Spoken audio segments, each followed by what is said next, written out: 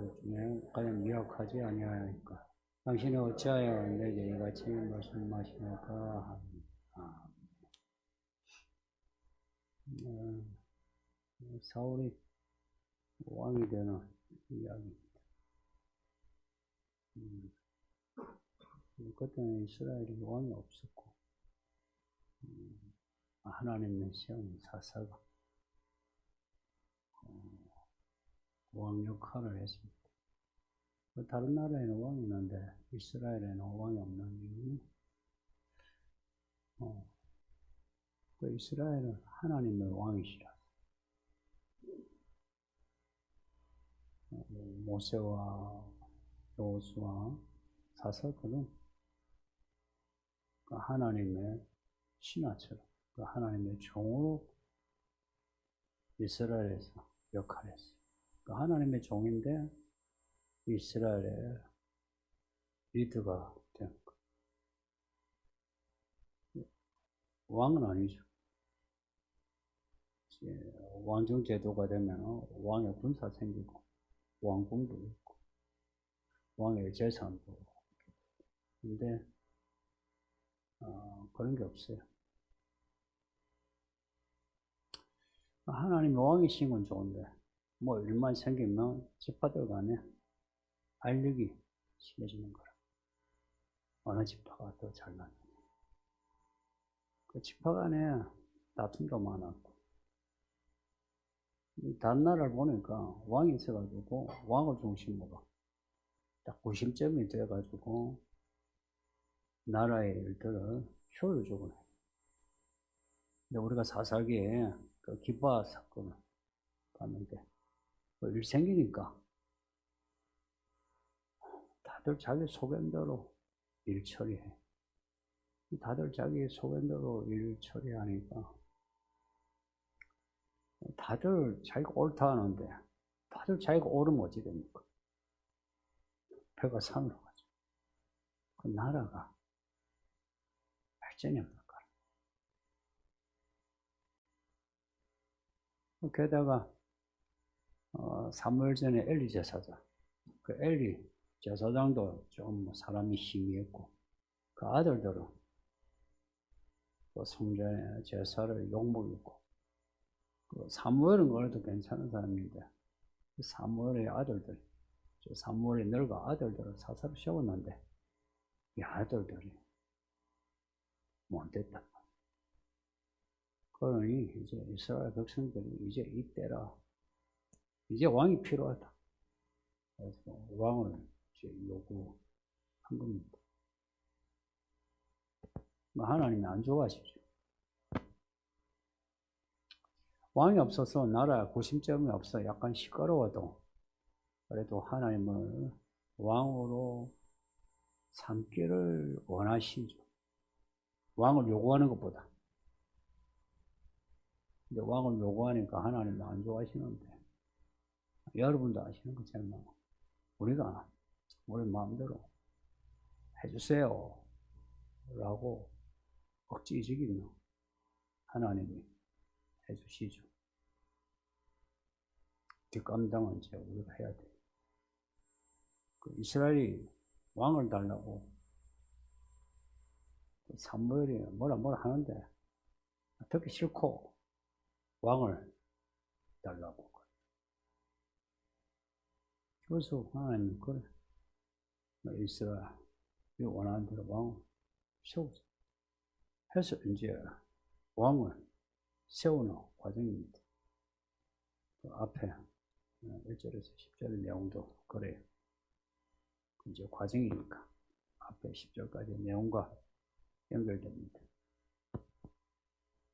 사울인데 사울이 베냐민 지파의 기스의 아들. 베냐민 지파가 특별한 지파 아니고 특별한 지파를 이제 두 지파 뽑으면 두 지파, 에브라임 지파 두 개 정도 뽑을 수 있습니다. 베냐민 지파는 뭐 그저 그래요. 그저 그런 그런 지파에 또 그저 그런 집안에 기스 사울 기스의 아들이 그 기수가 어느 날 암나귀들을 잃어버린 거라. 없어졌어요. 그래서 그 나귀들을 이제 찾아야 되는데 아들 사울을 하는 거예요. 사울을 혼자 보내긴 그래서 종을 딸려가지고 이제 보냈어요. 이제 사울이 아버지의 이제 명을 받은 거죠. 그래서 이제 나귀를 찾으러 에브라임 땅이 그래 넓지 않아요. 근데 에브라임 땅을 여기저기 이제 다니다가 못 찾은 거야. 그래서 이제 돌아가자. 아버지가 걱정하시다. 돌아가자 하는데 이 종이 이 근처에 선견자가 있는데 그분은 다 아실 거다. 그분에게 가보자. 또 말로만 듣던 선견자 얼마나 신기하겠어요. 사울이 그분을 보고 싶은 거라. 그래서 이제 사울과 이 종이 그 사무엘을 선견자 사무엘을 이제 찾으러 가는 내용입니다. 이게 이제 오늘 본문 찾으러 가서 이제 사무엘을 만나는데 사무엘이 있는 그 성에 가니 사마리아 여인의 그 이야기에 우물 나오죠, 그죠? 그 말 여기에 우물이 있는 거예요. 모세도 우물 이야기 나오죠. 그 우물에 물기를 온 소녀들한테 이 동네에 청년제가 있느냐 하니까 그 소녀들이 잘 알고 있는 거. 여기 있다고. 근데 빨리 가셔야 한다고. 지금 제사하고 제사 이제 제물을 먹으러 가는데 이 청년제가 지금 제물 먹으러 가는데 사람들이 기다리고 있었어. 이 청년제가 그곳으로 갈 거라고. 그래서 그곳으로 가보라고. 그래서 사무엘이 갔는데 사무엘을 만난 겁니다. 사울이 사무엘을 만났는데 사울은 사무엘 만난 사람이 선견자인지 모르고 있고 선견자는 본다는 말이 강조되는 거고요. 선지자는 하나님의 말씀이 강조되는 게 선지자예요. 근데 똑같아요. 선견자나 선지자 그렇게 구분 안 하셔도 돼요. 이 선견자 사무엘은 이미 그 전날에 하나님께 계시를 받은 거라. 내일 왕이 될 사람이 온다. 그 사람 오면은 내가 기름을 부어서 왕으로 세워라. 그런 거예요. 그 사람이 이스라엘 왕이 돼가지고 이스라엘을 구원할 거다. 사무엘에게 미리 가르쳐 준 거라. 사무엘은 그 낯선 청년 사울을 알고 있어요.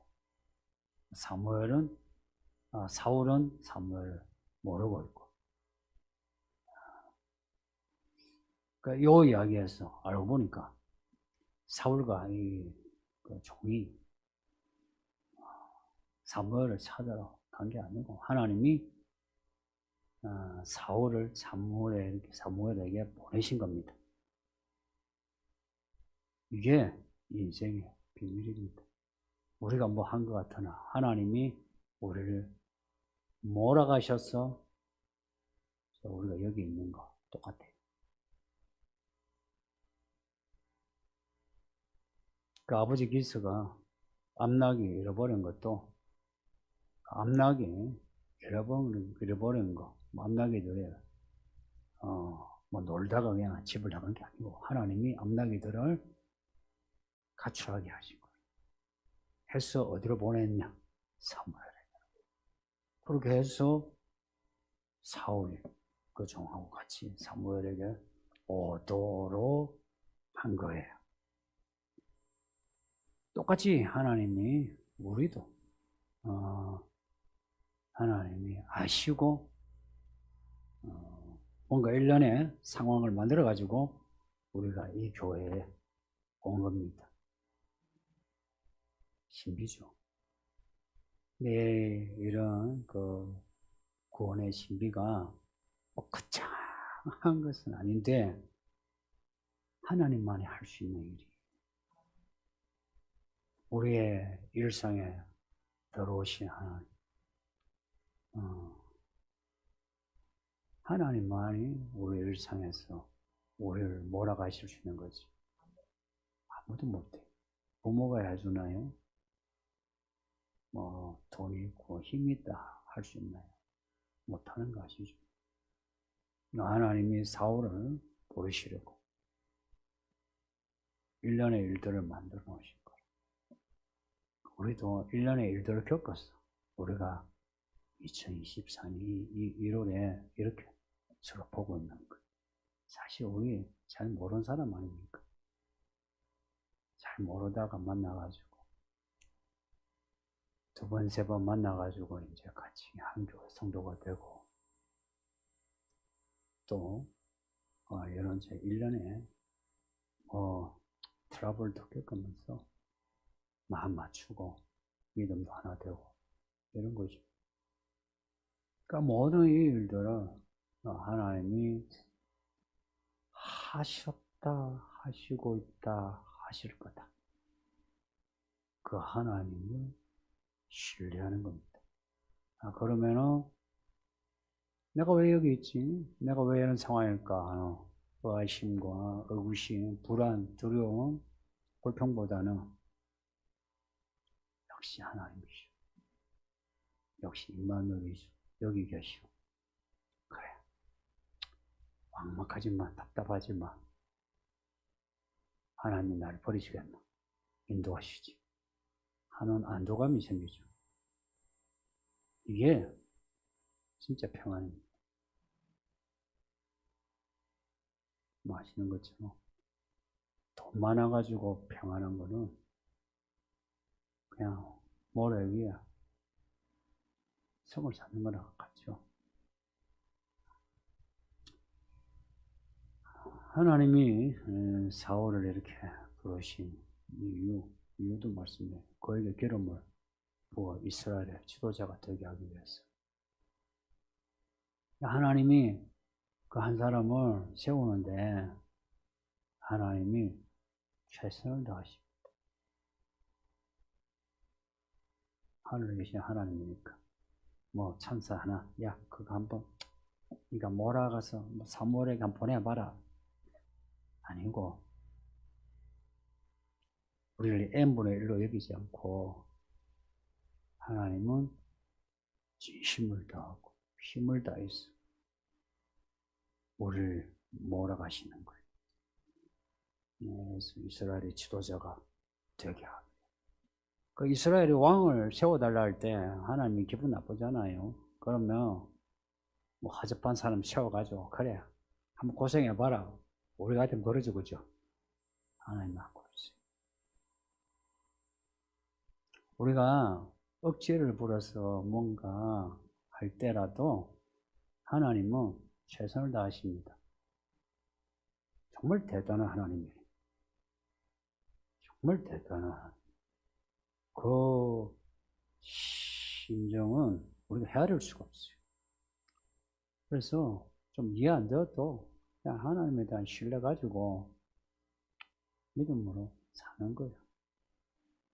사울을 이스라엘 지도자로 삼는다, 왕으로 삼는다 하는 거하고 우리를 이렇게 불러가지고 하나님의 자녀 되게 하고 또 실감 해줄지 모르겠지만 왕 같은 제사장을 되게 하시고 또 천국의 열쇠 주어서 이 땅에서 하나님의 일을 하게 하시고 사울이 이스라엘 왕으로 부름을 받은 거고 우리가 하나님의 자녀로 부름을 받은 거고 어떤 게 더 좋은 것 같습니까? 답은 뻔한데 저는 이제 진심을 여러분 진심이 뭐냐? 저는 대통령, 어릴 때 꿈이 대통령 이러죠. 아마 저도 그랬었을 것 같아요. 네. 저는 한 성도가 된 게 더 좋아요. 목회를 한다는 거는 더 영광스럽고. 하나님의 자녀, 왕 같은 제사장 삼으시기 위해서 우리 한 사람 한 사람을 하나님이 어떻게 대하셨고, 그리고 그 시간 속에 많은 사건에서 하나님이 얼마나 진실되고 최선을 다해서 우리를 여기로 몰아오셨는지, 정말 그걸 아는 사람이라면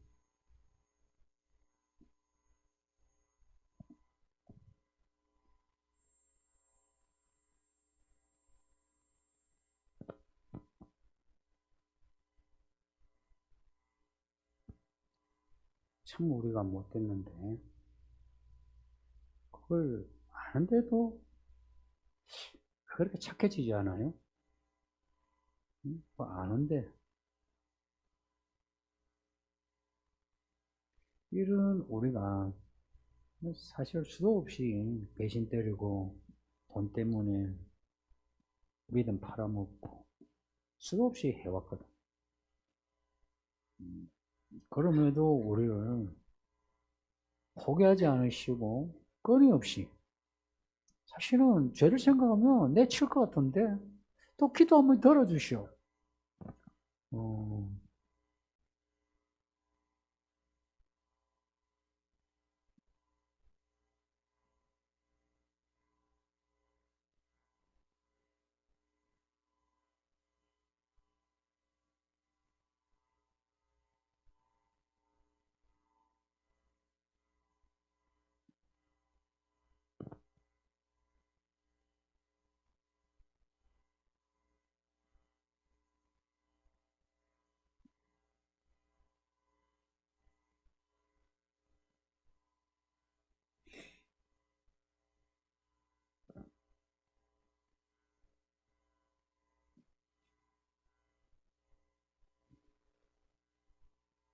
하나님이 사울을 세우신 이유가,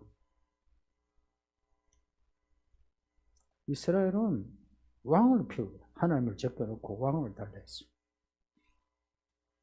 그런데 하나님은 사울을 세우신 이유가 이스라엘을 구원하기 위해서 세웠어요. 방향이 다르지 않나요? 우리는 돈 좀 주세요, 뭐 집 주세요, 뭐 주세요 하잖아요. 관심이 거기에 있잖아요. 하나님은 그래, 주마. 근데 하나님의 관심은 우리의 구원에 관심이 있다.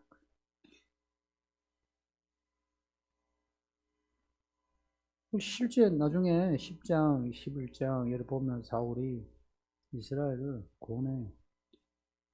항상 이스라엘 괴롭혔던 암몬, 블레셋, 아말렉, 항상 그 민족들 때문에 두려워하고 걱정했는데, 사울이 그 민족들을 이겨요. 정말 구해낸 거예요. 이런 것 같아요. 우리가 좀 방향이 잘못돼도 하나님은 들어주세요. 들어주시고, 우리의 방향이 내 욕과 욕망이 있을지라도 하나님은 그럼에도 우리를 구원하시는데 전력을 다하신다는 겁니다. 그럼 사울을 부르신 게 이스라엘 구원하기 위해서라면, 그러면 우리를 이곳으로 부르신 게 왜 부르셨겠어요? 오늘 예수님이 제자들을 부르실 때 하셨던 말씀, 그리고 하늘로 올라서 가시기 전에 마지막으로 하셨던 그 말씀에 답이 있어요. 이제 너희는 고기 잡는 어부 되지 말고 사람을 낚는 어부가 되라 하시고, 그리고는 성령을 받고 가서 제자 삼으라 그러셨어요. 그리고 그 뒤에 사도들의 서신서를 보면 그 내용이 절절히 사람을 구원하는 메시지예요. 이 복음으로 사람을 구원하는, 여기에 전력을 다하신 거예요.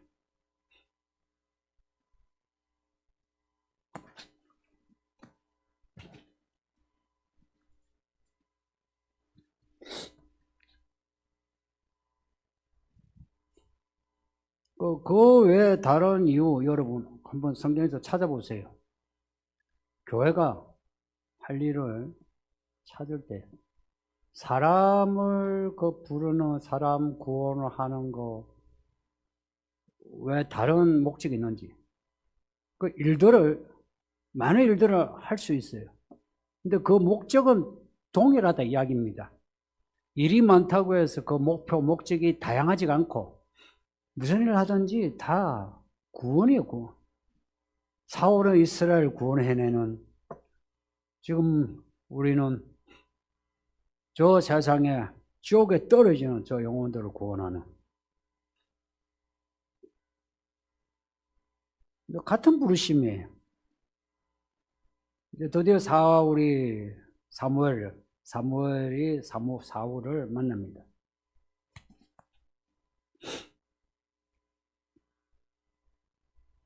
사무엘의 사울을 보는데 하나님이 사무엘에게 재차 말씀하시는 게, 보라, 17절에 보라, 이는 내가 너에게 말한 그 사람이다. 이 사람이 내 백성을 다스린다.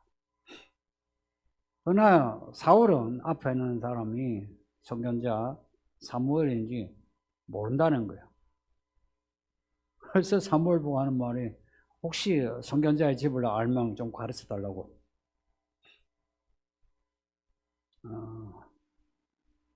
사무엘은 사울을 알아보고 사울은 사무엘을 아직 알아보지 못하는 이 상황이, 사람이 사람을 알아보는 거, 사람의 눈으로는 알 수가 없어요. 사람의 눈으로 보는 거는 집안, 출신, 그 정도.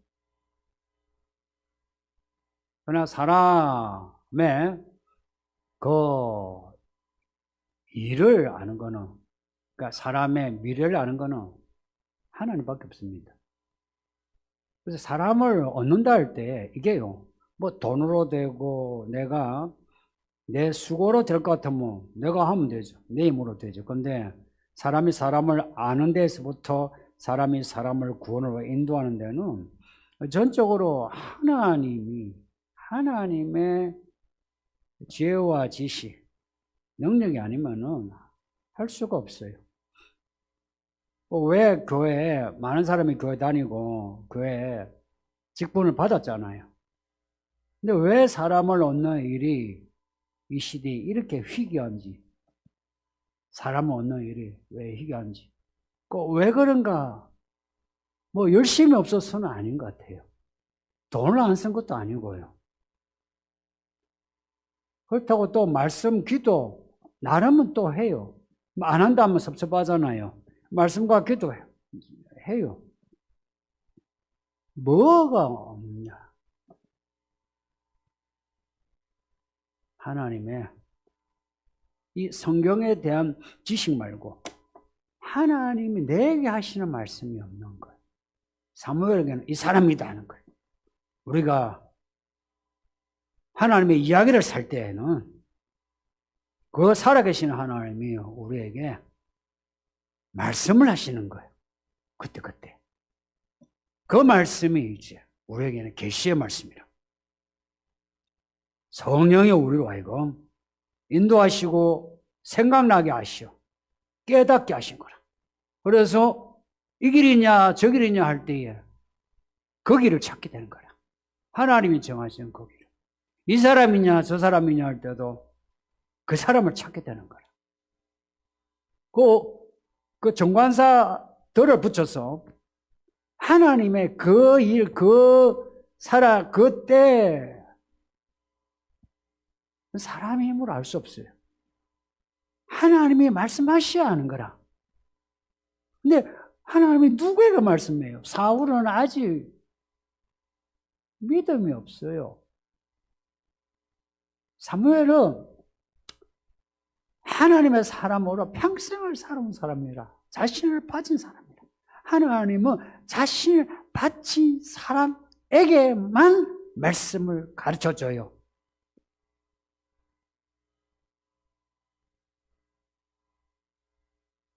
우리 예수님이 자신을 바치고서 세례를 받을 때, 그때 하늘에서 내 사랑하는 아들, 내 기뻐한 자라 하죠. 사무엘에게 말씀하는 거라. 이 사람이라. 그래서 사무엘이 사울에게 너가 이스라엘의 왕이다 하는 겁니다. 그 끝말씀이 그거예요. 온 이스라엘을 사모하는 자가 너다. 그 말은 지금 온 이스라엘의 왕을 찾고 있거든요. 바로 너다 하는 거예요. 그래서 내가 오늘 너한테 밥 먹으면서 너에게 할 말을 내가 다 해주마 그래. 그래서 요 뒷이야기는 밥 먹으면서 사무엘이 사울에게 많은 이야기를 해줘요. 말하고 또 말하고 말하고 또 말해줘요. 이 말을 들은 사울은 갑자기 지금 낙이 찾으러 왔죠.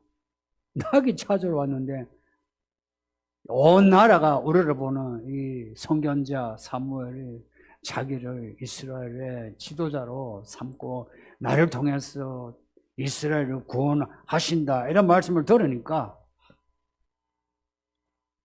감당이 안 되잖아요. 무섭잖아요. 그 사울의 반응이 21절에 있어요. 나는 이스라엘 지파의 가장 작은 지파 베냐민 사람이고 우리 집안은 베냐민 지파에서도 가장 미력한 그런 집안인데 어째 당신이 나에게 이런 말씀을 하시나이까? 이게 사울의 반응입니다. 이 사울의 반응을 꼭 기억하세요. 사울만이 아니고 저나 여러분이 하나님을 믿으면서 과분한 은혜를 받았을 때 있죠. 그 과분한 은혜 받았을 때 우리는 같은 반응을 보였을 거예요. 아, 하나님이 나를 아시다니. 아, 하나님 내 기도 들어주시다니. 와, 신기하다. 아, 하나님이 나를 하나님 일꾼을 쓰신다고. 아, 나 죄가 많은데 아직 내가 거짓을 하고 있는데 근데 나를 쓰신다고. 정말 하나님이 좋으시네. 나를 이렇게 사랑하시네. 나 진짜 그 죄수도 없고 능력도 없는데 그리고 깨끗하지도 않은데 그런 반응을 보이지 않았나요? 그게 처음 사랑입니다. 남녀가 사랑하는데 야, 네가 남 만난 게 다행이야. 이렇게 나오면 어때요? 그게 사랑이 됩니까? 사랑은 야, 당신이 나 같은 사람 만나주다니.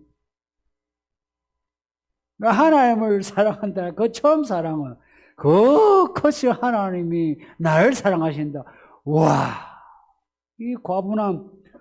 내가 어쩌나, 내가 어떻게 잘 보여야 하나. 이게 처음 사랑이죠. 이게 지금 사울의 첫 모습입니다. 그래서 의문사 하나를 붙여놓고는 세 가지를 물어요. 이게 21절 내용이에요. 내가 가장 약한 베냐민 지파, 가장 약한 기스의 지파, 가장 약한 어찌 나 같은 사람에게 이런 말씀을 합니까? 라고.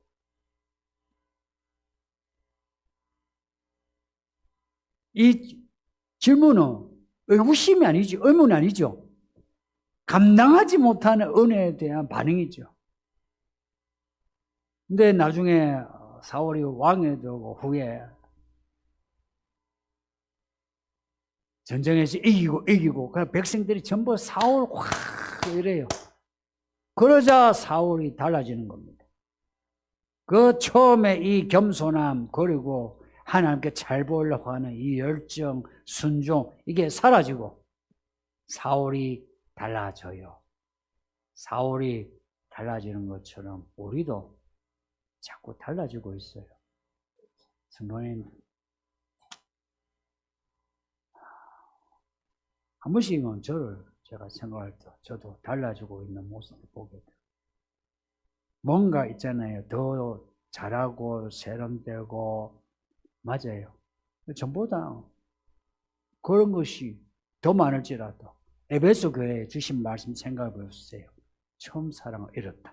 그러면 끝장이거든. 우리가 예수보다 뭔가 하는데 잘하는데 그 처음에 그 마음을 잃어버리고 있는 거예요. 그래서 그 마음을 잃어버리지 않기 위해서라도 일부러라도 부르짖기도 하고 일부러라도 성경을 더 읽고 일부러라도 사람들 앞에 더 겸손하게 하고 일부러라도 돈을 더 하나님께 바치게 하고 또 일부러라도 직장에서 가정에서 내가 좀 더 내가 희생수고하고 그렇게 해서 처음 사랑을 붙잡으려고 하는 겁니다. 그렇게 해야 해요. 그 가식이 아닙니다. 이미 이 사랑이 말라버렸는데 어떻게 회복하겠어요? 내가 가난한 심령으로 하나님 내가 다시 하면서 그때 그 사랑의 수고를 다시 하는 겁니다. 교회에서 하고 직장에서도 하고 길 가면서도 하고 전에는 뭐 기분 나쁘면 이랬는데 이제는 가만히 있고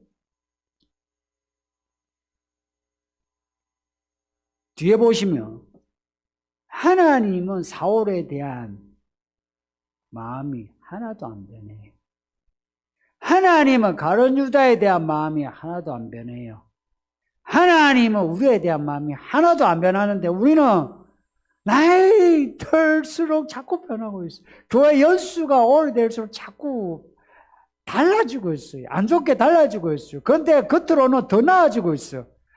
예배도 더 잘나고 성경도 더 읽고 기도도 더 하고 교회 일도 더 하고 더 하는데 그 처음에 그 겸손함과 열정과 순종 이게 사라진 채 더 하니 그 모든 것이 다 도루묵이에요. 큰일입니다. 그러니 우리 모두 언제 그 때가 있죠. 우리가 은혜 받았을 때에 그때 그 기쁨이 있죠. 그때 우리가 믿음이 어렸을지라도 어리고 뭐 크고 뭐 관계없어요. 그 처음 마음을 이야기해요. 그 마음을 자꾸 생각해야 돼요. 부부관계도 그 처음에 연애 마음을 잃어버리면 어찌 돼요? 요즘 뭐 방도 따로 쓰고 졸혼 이런 말도 생기고 그랬대요. 그 처음에 마음을 계속 지켜야 되는 거라. 안 지키면 이게 나가가 없어요. 앞나기가 나가가 없듯이 나가가 없어요. 그러니까 내 마음을 지켜야 하는 거라. 예수님이 오실 때까지 그 후에 이 믿음 하나님을 향한 그 지금 뭐 뜨거우시면 좋고 한때 그 뜨거운 마음 예수님 오실 때까지 지켜냅시다. 제가 이 목회하면서 늘 확인하는 건데 우리가 교회 그렇게 열심히 뭐 큰 돈